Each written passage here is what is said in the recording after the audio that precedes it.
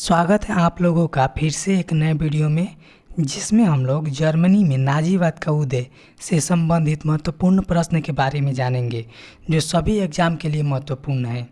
तो चलिए शुरू करते हैं। इसमें पहला प्रश्न है, जर्मनी में नाजी दल का उत्थान हिटलर के नेतृत्व में हुआ। जर्मनी में नाजी दल का उत्थान हिटलर के नेतृत्व में हुआ। दूसरा प्रश्न है, हिटलर का जन्म 20 अप्रैल 1889 ईस्वी को ऑस्ट्रिया के ब्रौना नामक शहर में हुआ था। हिटलर का जन्म 20 अप्रैल 1889 ईस्वी को ऑस्ट्रिया के ब्रौना नामक शहर में हुआ था। आगे प्रश्न है कि हिटलर बचपन में चित्रकार बनना चाहता था। हिटलर बचपन में चित्रकार बनना चाहता था। और प्रश्न है, प्रथम विश्व युद्ध 1914 से 1918 में हिटलर जर्मनी की तरफ से लड़ा था और युद्ध में अभूतपूर्व वीरता के लिए उसे आयरन क्रॉस प्राप्त हुआ था। प्रश्न है कि प्रथम विश्व युद्ध 1914 से 1918 में हिटलर जर्मनी की तरफ से लड़ा था और युद्ध में अभूतपूर्व वीरता के लिए आयरन क्रॉस प्राप्त हुआ था। और आगे प्रश्न है कि युद्ध के बाद हिटलर जर्मन वर्कर्स पार्टी का सदस्य बना। युद्ध के बाद हिटलर जर्मन वर्कर्स पार्टी का सदस्य बना और 1920 ईस्वी में इस पार्टी का नाम बदलकर national socialist German workers party रखा गया। युद्ध के बाद हिटलर जर्मन वर्कर्स पार्टी का सदस्य बना और 1920 ईस्वी में इस पार्टी का नाम बदलकर national socialist German workers party रखा गया। धीरे धीरे हिटलर इसका फ्यूहरर नेता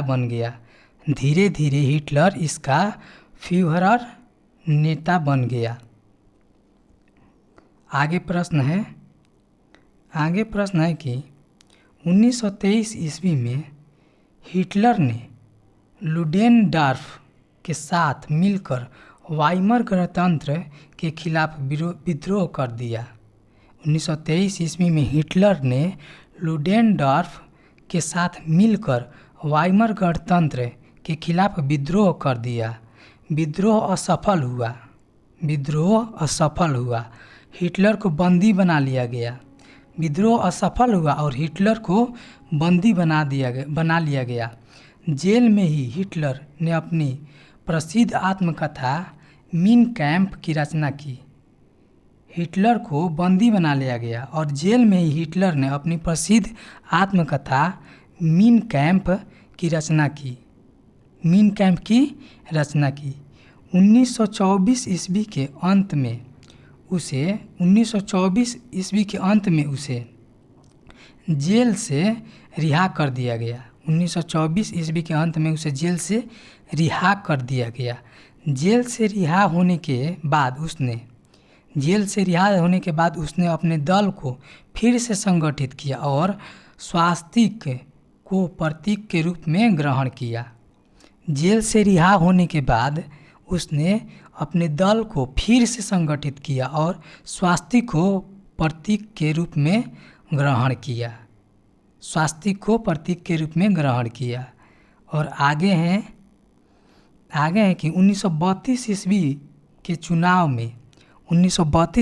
चुनाव में हिटलर की नाजी पार्टी को 230 सीटें प्राप्त हुई, परंतु उसे सरकार बनाने का मौका नहीं मिला। 1932 ईस्वी के चुनाव में हिटलर को 230 सीटें प्राप्त हुई, परंतु उसे सरकार बनाने का मौका नहीं मिला। बाद में राष्ट्रपति हिंडेनबर्ग ने 30 जनवरी 1933 ईस्वी को हिटलर को चांसलर मनोनीत किया। बाद में राष्ट्रपति हिंडेनबर्ग ने 30 जनवरी 1933 ईस्वी को हिटलर को चांसलर मनोनीत किया। हिटलर को चांसलर मनोनीत किया। और आगे प्रश्न है कि अगस्त 1934 ईस्वी में हिडेनबर्ग की मृत्यु पर चांसलर और राष्ट्रपति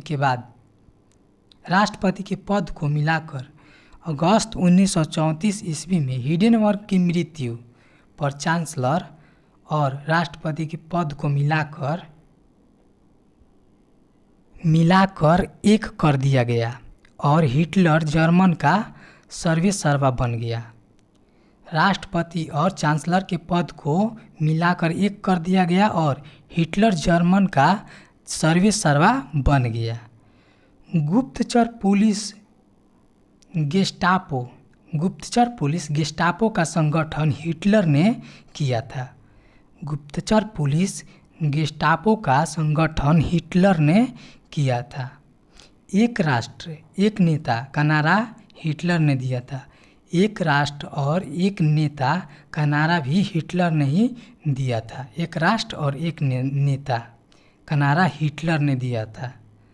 आगे हैं कि नाजी दल का प्रचार कार्य गोएबल्स संभालता था। नाजी दल का प्रचार कार्य गोएबल्स संभालता था। और प्रश्न आगे है, जर्मन सुरक्षा परिषद की स्थापना 4 अप्रैल 1933 ईस्वी में हुई। जर्मन सुरक्षा परिषद की स्थापना 4 अप्रैल 1933 ईस्वी में हुई। हिटलर ने 16 मार्च 1935 ईस्वी में जर्मनी में पुनः सशस्त्रीकरण हिटलर ने 16 मार्च 1935 ईस्वी में जर्मनी में पुनः सशस्त्रीकरण की घोषणा की।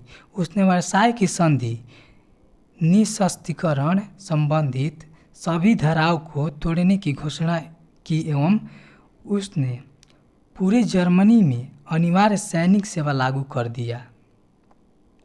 प्रश्न है कि जर्मन सुरक्षा परिषद की स्थापना 4 अप्रैल 1933 ईस्वी में हुई। हिटलर ने 16 मार्च 1935 ईस्वी में जर्मनी में पुनः सशस्त्रीकरण की घोषणा की। उसने वर्साई की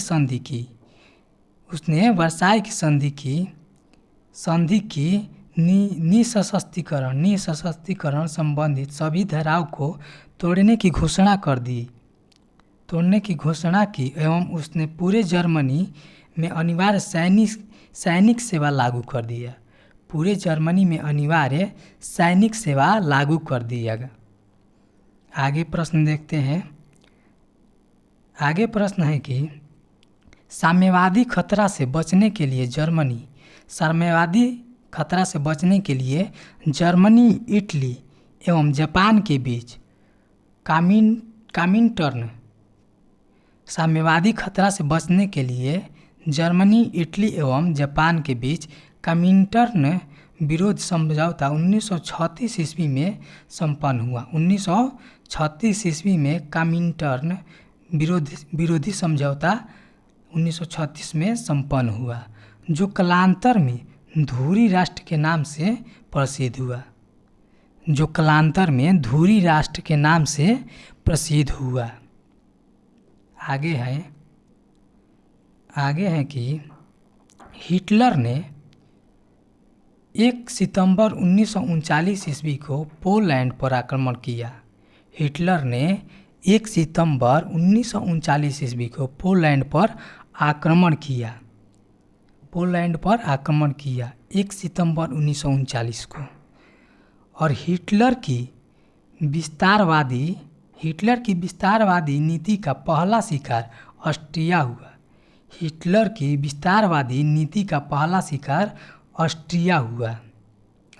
हुआ। एडोल्फ हिटलर के लिए सामी विरोधी नीति का अर्थ था यहूदी विरोधी नीति। एडोल्फ हिटलर के लिए सामी विरोधी नीति का अर्थ था यहूदी विरोधी नीति। आगे देखते हैं। आगे प्रश्न है कि हिटलर ने 30 अप्रैल 1945 ईस्वी को आत्महत्या की।